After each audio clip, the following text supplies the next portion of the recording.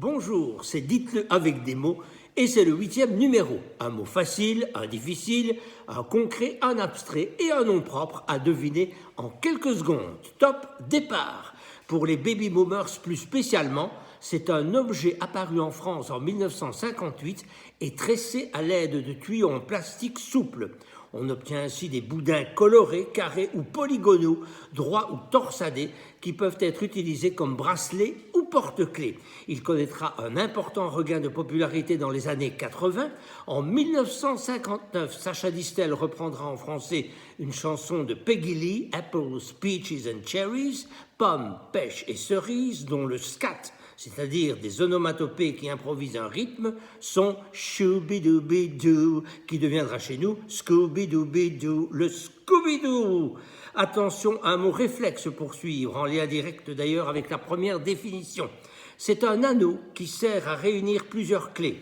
Le temps que je vous dise que dans un sens plus ancien, ce mot désignait un gardien de prison chargé des clés et vous aurez deviné qu'il s'agit d'un porte-clés. Un nom propre maintenant, et quand je dis propre, c'est vraiment propre. Préfet de Paris qui a imposé par arrêté et en 1883 l'utilisation de récipients spécifiques pour les ordures ménagères, récipients auxquels il a d'ailleurs donné son nom. Il faut savoir qu'à cette époque, les rues de la capitale étaient jonchées d'ordures, ce qui entraînait des problèmes sanitaires et esthétiques. Voilà, Eugène de son prénom et Poubelle de son nom. Eugène Poubelle.